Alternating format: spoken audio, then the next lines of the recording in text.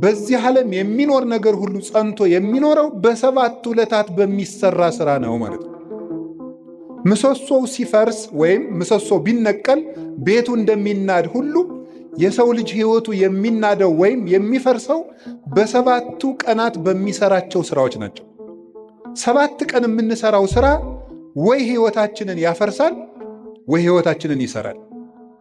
ምሰሶዎቹ በትክክል የቆሙለት ቤት እንደማይፈርሰው 7ቱን ዕለታት እንዴት መጠቀም እንደሚችል የሚያውቅ ሰው የጸና ቤት ይኖረዋል። የልብ ቤት፣ የአይምሮ ቤት፣ የሥጋ ቤት፣ የነፍስ ቤት ይኖረዋል ማለት ነው።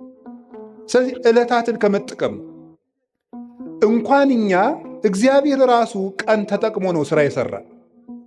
ቀንን የማይጠቀም ሰው ምንም ማድረግ አይችልም። እግዚአብሔር 6 ቀን ነው ይህን ዓለም የፈጠረው። አይገርማችሁ? በ6 ቀን ዓለምን ፈጠረ። ምን ማለቱ ይመስላችኋል? ኋላ ያን 6 ቀን ደግሞ ለእኛ ሰጠን። የሰጠኋችሁ 6 ቀን እኔ ዓለምን የፈጠርኩበት ነው። እናንተ የምትቀልዱበት እሁድ 4 ባህርያት የተፈጠሩበት ነው። መሬት፣ ውሃ፣ ነፋስ፣ እሳት 4 ባህርያት፣ 7 ሰማያት፣ መላእክት፣ ብርሃን 8 ፍጥረታትን ያከናወንኩበት ቀን ነው። እናንተ የምትቀልዱበት ሰኞ ይሄን የምታዩትን ጠፈር የዘረጋውበት ቀን ነው። እናንተ የምትቀልዱበት ማክሰኞ በምድር ላይ ያሉ እጽዋትን ሁሉ የፈጠርኩበት ቀን ነው። እናንተ እንደ ዋዛ የምትገፉት ረቡዕ በዚህ ዓለም የሚያሸበርቁ ፀሐይ፣ ጨረቃ፣ ከዋክብትን ያበራሁበት ቀን ነው። እናንተ በስንፍና የምትሸኙት ሐሙስ በባሕር ውስጥ ያሉ አዞ፣ ጉማሬ፣ ሌሎችንም ዓሣ አንበሪዎችን በክንፍ የሚበሩትን በእግራቸው የሚሽከረከሩትን በክንፋቸው የሚበሩትን ሁሉ ያስገኘውበት ቀን ነው። እናንተ በዋዛ በፈዛዛ የምታሳልፉት ዓርብ በአርአያዬ በአምሳሌ ሰውን የፈጠርኩበት ቀን ነው ማለቱ ነበረ። ሰኞ፣ ማክሰኞ፣ ረቡዕ እንደ ዋዛ ሲያልፉ እነዚህ ትዝ ብለዋቸው ያውቃሉ? እነዚህ ሁሉ ዓለማት 20 ዓለም ነው ያለው። አሁን እኛ ከ20 ዓለማት የምንኖረው በአንዷ በዳረጎቷ በጫፏ በዚች ምድር ነው። እግዚአብሔር የፈጠረው 20 ዓለም ነው። ከ20ኛው በዚች ዓለም የምናየው ነገር ሁሉ እንኳን ተመርምሮ አይዘለቅም። ሕሊና ራሱ ይደክማል ቢያስብ። እንኳንስ ሌላውን ያንን ሰው ተፈጥሮ እንኳን ብታዩት ሊገባን አይችልም። እንደዚህ ያሉ ድንቅ ነገሮች የተደረጉት በ6 ቀን። የጊዜን ጥቅም አያችሁት? በ7ኛው ቀን እግዚአብሔር አረፈ። ምን ማለት ይመስላችኋል? እግዚአብሔር 6 ቀን ሰራና አረፈ። ስራችሁ ብዙ ይሁን እረፍታችሁ ጥቂት ይሁን ማለቱ ነበር። በቁሙ ነው። ወርቅ አለው፣ መንፈሳዊ ትርጉም አለው። ስራችሁ ብዙ ይሁን እረፍታችሁ ግን ጥቂት ይሁን። ይኸውላችሁ በዚህ ዓለም ላይ ብዙ ሰዎች የሚቸገሩበት ምክንያት ደስታን ፍለጋ ነው። ደስታ ደግሞ ከመስራት የሚመጣ ነው እንጂ ከማረፍ የሚመጣ አይደለም። ሐዘን ከየት ይወለዳል ካላችሁኝ፣ ከረፍት ብዛት ነው። የኃጢአት ምንጮች የሚባሉት መብል፣ መጠጥ፣ የረፍት ብዛት፣ እንቅልፍ ናቸው። ስለዚህ እረፍት የሚያበዙ ሰዎች ምንጊዜም ሕይወታቸው ሐዘንተኛ ነው። የእንቅልፍ ብዛት የተቦጫጨቀ ልብስ ያስለብሳል ይላል ሰሎሞን። ድሃ ያደርግሃል ማለት ነው ብዙ የምትተኛ ከሆነ። የእንቅልፍ ብዛት መጽሐፍ ቅዱስ ነው ያለው፣ የተቦጫጨቀ ልብስ ያስለብሳል። ጊዜን ባለመጠቀማችን ምክንያት አይ ጊዜ የሰጣቸው እና ያገሌ ሀብታሙ ነው ምናምን ቢባል የድንቁርና ጉዳይ ነው። በጊዜ ያለመጠቀማችን እንዴት እንደሚጎዳን ተመልከቱ። እስቲ ርዕሳችን ምንድን ነው? እስቲ በሉ ምን አላችሁኝ? ጊዜ ለምን? እግዚአብሔር በጊዜ ዓለምን ምን አደረገበት አልኳችሁ? ፈጠረ፣ ዓለምን አጸናበት። ጊዜ ምሰሶ ነው። ጊዜ መፍጠሪያ ነው። የሌለን ነገር ማምጫ ነው። ጊዜውን የሚጠቀም ሰው የሌለ ነገር ያመጣል። እግዚአብሔር በጊዜ የሌለን ነገር አመጣ። ሰማይ አልነበረ፣ ምድር አልነበረ። የሌለንን ነገር ማምጣት ከፈለጋችሁ ጊዜያችሁን ተጠቀሙ። ጊዜ ላይ የሚቀልድ ሰው ምኞቱን ታቅፎ ይሞታል እንጂ ምንም አያመጣም። ጊዜ ነው የሌለውን ያመጣል። እግዚአብሔር በጊዜ ለክቶ የምሕረት ቀጠሮ ሰጠ። በኖህ ዘመን 120 ቀን 120 ዓመት ሰጠው አለ። 100ውን ቀለዱ፣ በ20 አጠፋቸው። 20ውን ትቶ አጠፋቸው። በኖህ ዘመን የነበሩ ሰዎችን 120 ሰጣቸው። 20ው ሲቀር ንስሐ እንገባለን ሲሉ 100 ሳያልቅ ጨረሳቸው። ጊዜን ካልተጠቀምክበት ብሰጥህም አትጠቀምበት ብሎ ወሰዳቸው። ዛሬ ለምን ይመስላችኋል የምንቀሰፈው? እግዚአብሔር ጊዜ ሰጠ፣ አልተጠቀምንበትም። ስለዚህ እየቀነሰ ይወስደናል ማለት ነው። በሰጠን ጊዜ ካልተጠቀም ከእድሜያችን ቀንሶ ያነሳናል። እማያፈራለትን ዛፍ በጓሮ የሚንከባከብ ገበሬ ጅል ማን አለ? ሌላው የባስ በጠፈጠፉ እየተንጠፈጠፈ ሌሎችን አዝመራዎች እንዲያጠፋቸው ነው። ይልቁን በጊዜ መቁረጥ ነው። ስለዚህ እግዚአብሔር ይቆርጣል። የማያፈራውን ፍሬ የማያፈራውን ዛፍ ከሱ ይቆርጡታል ብሎ ነግሮናል። ወይወዲዎ ውስተ እሳተ ገሃነም፣ በእሳት ያቃጥሉታል። ምን? ፍሬ የማያፈራውን ቅርንጫፍ። አነ ውእቱ ሐረገ ወይን ዘጽድቅ ወአንትሙ አይጹቂሁ ንበሩ በየ ወአነብክሙ፣ እኔ የወይን ሐረግ ነኝ፣ እናንተ ደግሞ ቅርንጫፎች ናችሁ። በእኔ ኑሩ፣ እኔም በእናንተ እኖራለሁ። ፍሬ አፍሩ፣ ካላፈራችሁ ትቆርጣላችሁ አለ። እግዚአብሔር በጊዜ ምሕረት ሰጠ፣ በጊዜ ያልተጠቀሙትን ደግሞ አጠፋቸው። እግዚአብሔር ለመወለድ 5500 ዘመን ቀጠረ። 5500 ዘመን ሲፈጸም ተወለደበት። ዋመ በጽሐ ጊዜሁ ፈኖ እግዚአብሔር ወልዶ ዋሂደ ወተወልደ እምብእሲት። የዘመን ፍጻሜ በደረሰ ጊዜ እግዚአብሔር ተቀዳሚ ተከታይ የሌለ ልጁን ውረድ ተወለድ ሙት ተሰቀል ብሎ ለኩነተ ሥጋ ወደዚህ ዓለም ላከው። ንዕድ ክብርት ከምትሆን ከመቤታችንም ተወለደ ይላል። ጊዜው በደረሰ ጊዜ በጊዜ እግዚአብሔር ተወለደ። በጊዜ ዓለምን ፈጠረ፣ በጊዜ ቀጠረ፣ በጊዜ ሱባዔ ያስቆጠረ፣ በጊዜ ትንቢት አናገረ። ጊዜው ሲደርስ ደግሞ ተወለደ። እግዚአብሔር በጊዜ ምስጢር ገለጠ። በጊዜ ጌታችን መድኃኒታችን ኢየሱስ ክርስቶስ ብዙ ሰርቶበታል። ምስጢርም የሚገለጠው በጊዜ ነው። በጊዜው ተጠመቀ፣ በጊዜው ተወለደ፣ በጊዜው አደገ፣ በጊዜ ጾመ 40 ቀን፣ በጊዜ አስተማረ 3 ዓመት ከ3 ወር፣ በጊዜ ምስጢሩን ገለጠ። በደብረ ታቦር እንኳን ብርሃን ከገለጠላቸው በኋላ እንዳትናገሩ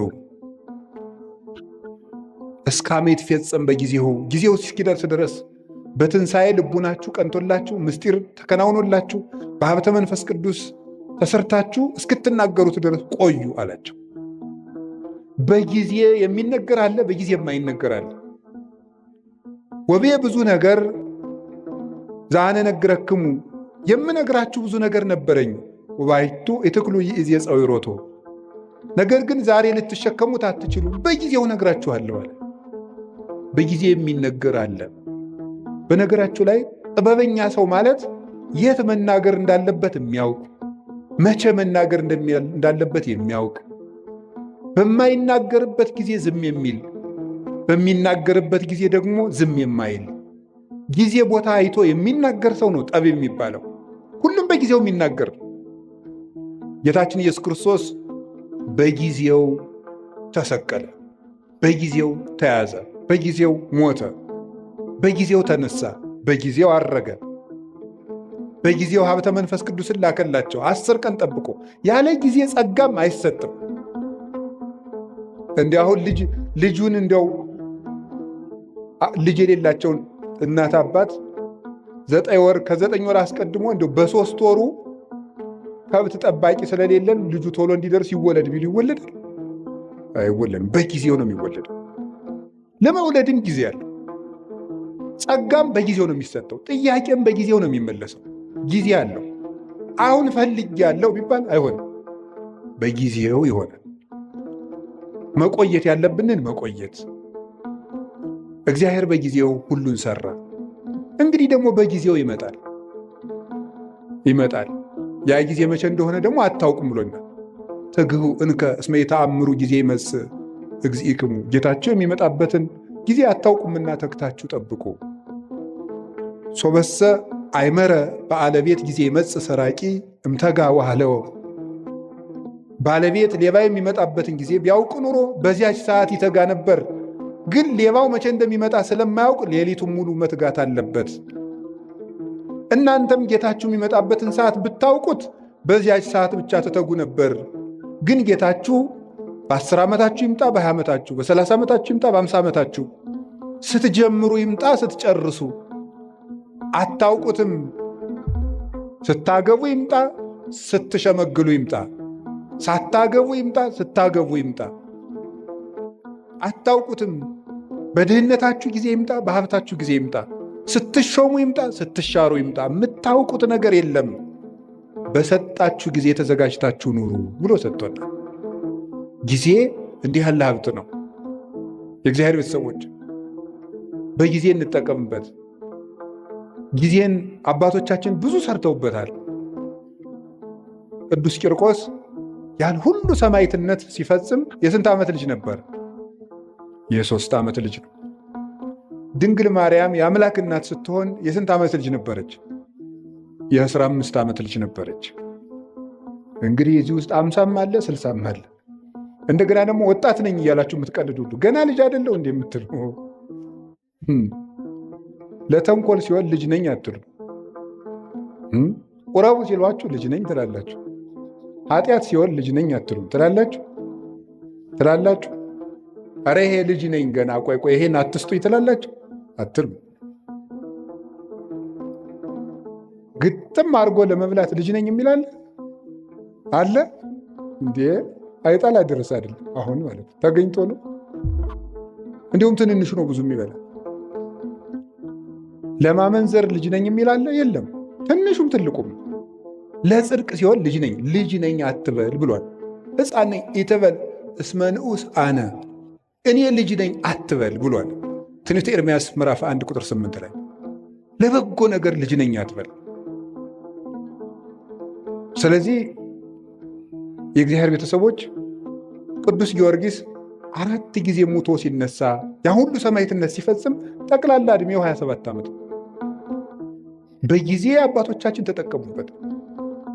በቀኝ የተሰቀለው ወንበዴ መንግሥተ ሰማያትን የወረሳት በ3 ሰዓት ዝግጅት ነው። ለተጠቀመበት ሰው 3 ሰዓት መንግሥተ ሰማያትን ያስገኛል። አብሮ የቆመው ሰው ደግሞ በዚያው ሲኦልን አግኝቷል ዕድሜ ዘመኑ። አንድ ቀን የሰማ ሰው ዘኬዎስ ተመልሶ ጊዜውን ተጠቅሞ መንግሥተ ሰማያት ገብቷል። 3 ዓመት አብሮ የቆየው ይሁዳ ጊዜውን መቀለጃ ስላደረገው ከክርስቶስ መንግሥት ውጭ ሆኗል። በጊዜ የሚቀልል ሰው ይሁዳ ጊዜውን እንደ ዕድል መጠቀም ሲገባው መተናኮያ ያደረገው። ምን አደረገ መስላችሁ? ክርስቶስን እኔ እሸጠዋለሁ አለ። እሸጥና እሱ እንደለመደ በታምራቱ ያመልጣል። ከዚያ በኋላ ደግሞ እኔ መመልሼ ገንዘቤን በልቼ መምህር የብዬ ከእሱ ጋር ታሪክ እቀጥላለሁ አለው። ጊዜው ግን መሽቶ ነበር። ክርስቶስ ተያዘ። ደርሷላ። ሲሰርቅ የነበረበት ጊዜ አለቀ፣ በቃ አለ። እግዚአብሔር መቅረዚቱን አጠፋት። ከዚያስ ምን አደረገ ደግሞ? ጌታ ከማረጉ በፊት ከመሞቱ በፊት እኔ ተቀድሜ ሙቼ ሲኦል ቆየዋለሁ፣ ነፍሳትን ሲያወጣ ያወጣኛል አለ። አይ ይሁዳ አልፏል። እሱ መች ምን አደረገ ጌታ? የለም ይሁዳ ዛሬም አትሞትም ብሎ ግንባሩ ተፈጥፍጦ ቆይ፣ ሆዱ ተዘርግፎ ቆይ። ከዛ ምን አደረገ ጌታ ሲያርግ? አንተ ያሰቀልከው ሰው እኮ አረገ አሉት።